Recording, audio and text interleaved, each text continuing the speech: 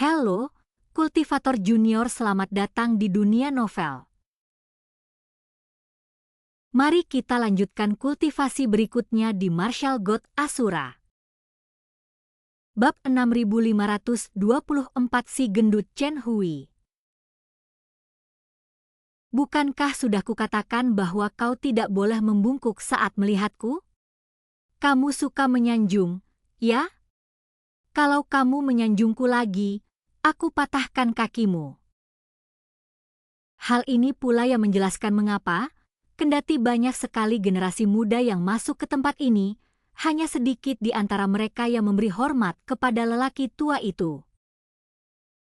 Orang tua ini pasti sudah lama membicarakan masalah ini, bahkan setelahnya, beberapa orang masih belum mengerti dan tunduk kepada orang tua itu. Tanpa terkecuali, mereka semua akan dimarahi oleh orang tua itu. Orang tua di belakangnya mungkin lelah mengumpat, jadi dia berhenti. Siapapun yang berani membungkuk akan ditampar wajahnya dan dijatuhkan ke tanah dari kejauhan. Tak lama kemudian, puluhan ribu junior telah berkumpul di aula utama. Chu Feng dapat merasakan bahwa generasi muda di sini bukanlah generasi yang campur aduk. Pada dasarnya, mereka semua punya bakat. Salah satu dari mereka, jika ditempatkan di sungai surgawi bela diri leluhur saat ini, akan menjadi sosok yang mampu menyingkirkan banyak sekali jenius. Tapi itu masuk akal, mereka yang mampu datang ke medan bintang abadi dipilih secara cermat oleh sekte penjara. Tak lama kemudian, seorang pria yang mengenakan jubah sipir penjara masuk, Tuan Changli. Mendengar ini, ekspresi Chu Feng berubah. Ternyata dia seorang kenalan. Jimo Qianzhou, seorang tokoh setingkat komandan penjara dari faksi sekte penjara baru, adalah Antek Baili Sukong. Sebelumnya, ketika Baili Zilin mencari masalah dengan Chu Feng, Jimo Qianzhou yang melindunginya. Sebelumnya, saat Chu Feng dan Xiao Yuer berada di Laut Kuno, Jimo Qianzhou memimpin orang-orang dari sekte penjara untuk menangkap Chu Feng. Namun, mereka kebetulan bertemu dengan Shen Bai dari klan Dewa yang datang mencari Xiao Yuer. Setelah terjadi pertarungan di antara mereka dan Jimo Qianzhou tidak sebanding dengannya dan terluka parah oleh Shen Bai. Cedera itu bukan masalah kecil, namun kini tampaknya Jimo Qianzhou telah dikembalikan ke keadaan semula. Jelaslah bahwa sekte penjara memiliki fondasi yang benar-benar mendalam, itu berarti klan Dewa telah dihancurkan oleh Chu Feng. Jika tidak, hal itu akan terjadi saat petinggi sekte penjara keluar dari pengasingannya. Klan Dewa itu kemungkinan juga akan menghadapi malapetaka. Apa itu? Orang tua bernama Changli berbaring di panggung tinggi, masih mengupil, tanpa membuka mata untuk melihat Jimo Qianzhou. Tuan Changli, sudah cukup, kita bisa mulainya, kata Jimo Qianzhou. Memulai apa? Tanya Changli. Tentu saja, ini adalah proses seleksi untuk generasi muda sekte saya, kata Jimo Qianzhou. Generasi muda bahkan belum lengkap, apa yang kita harus mulai? Tanya Changli.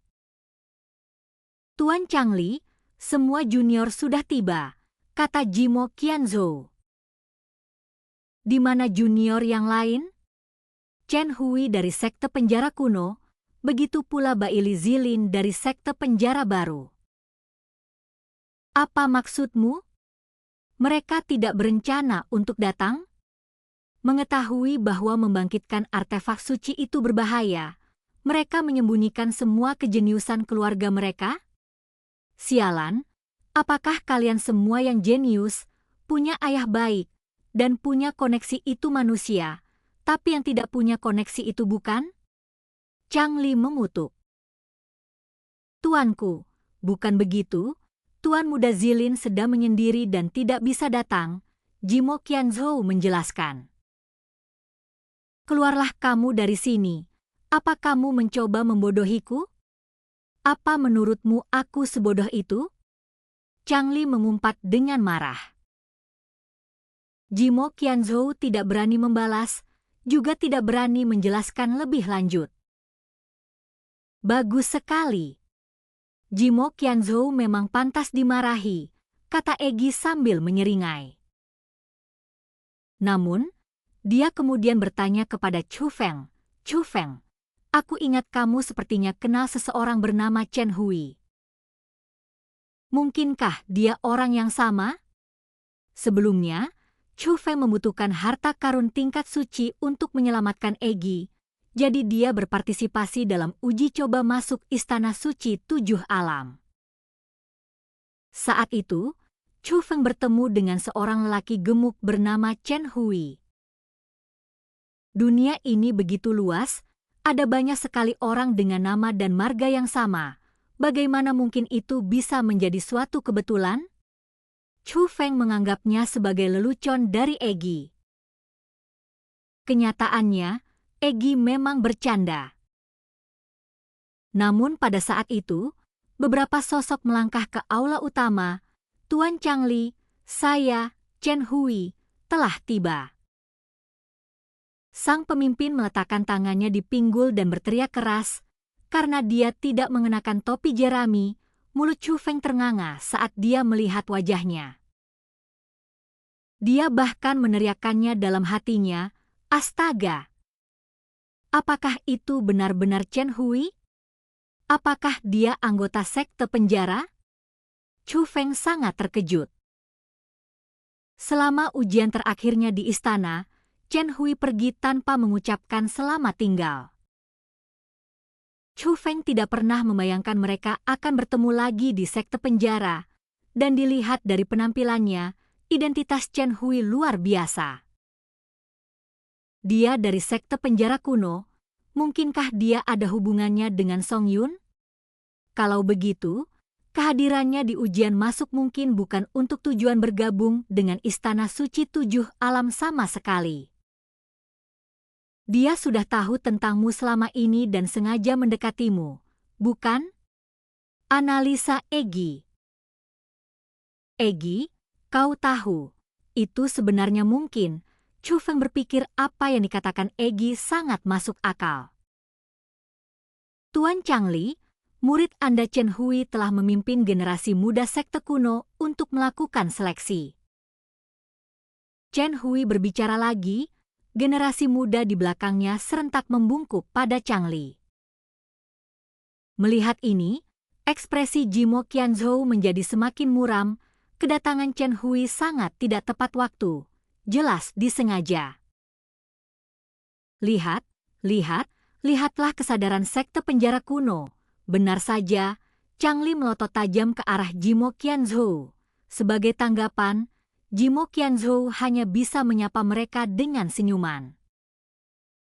Bagaimanapun, kejeniusan dari sekte penjara kuno memang telah tiba, dan generasi baru para jenius sekte penjara baru mereka memang disembunyikan. Lupakan saja, aku sudah memikirkannya. Aku akan mati sebelum Mbak Ili Zilin dan yang lainnya datang. Changli meregangkan tubuh dan berdiri, lalu menunjuk ke arah generasi muda di aula utama. Kalian semua datang ke sini, mengaku untuk melayani sekte penjaraku. Terus terang, Anda tidak punya dukungan, tidak ada yang melindungi Anda, dan tidak ada yang takut bahwa sesuatu mungkin terjadi pada Anda. Jadi kalian semua sebaiknya membuktikan bahwa aku benar. Jika Anda tidak memiliki pendukung yang kuat, maka jadilah pendukung yang kuat bagi diri Anda sendiri dan jadilah pendukung yang kuat bagi keturunan Anda sendiri. Kalau tidak, bagaimana kamu bisa bertahan hidup di dunia seni bela diri yang kejam ini? Baiklah, proses seleksi akan dimulai sekarang. Semuanya duduk bersila dan bersiap. Proses seleksinya sangat sederhana. Semuanya bergantung pada tekad. Kita lihat siapa yang punya tekad terkuat, siapapun yang lolos penyaringan akan menerima hadiah. Mulai. Pada titik ini, Changli mengeluarkan sebuah token, aura merah gelap tampak jelas melayang di atas token tersebut. Aura yang terpancar darinya sama persis dengan aura yang terpancar dari benda suci tersebut. Melihat hal itu, seluruh generasi muda pun duduk bersila. Changli kemudian membuat segel tangan, dan api merah tua di dalam token itu melesat ke langit, menyatu di puncak aula utama. Pada saat ini, semua jimat di seluruh aula mulai bergerak, berubah menjadi kekuatan penghalang. Ternyata aula besar ini merupakan suatu formasi khusus. Pada saat ini, formasi tersebut aktif, dan kabut merah gelap muncul di seluruh aula. Dalam sekejap, generasi muda yang hadir mengerutkan kening dan napas mereka menjadi cepat. Jimo Qianzhou dengan cepat melompat dan tiba di panggung tinggi tempat Changli berada. Sebab, dari semua aula, hanya platform tinggi ini yang tidak terpengaruh oleh kabut merah gelap. Apa?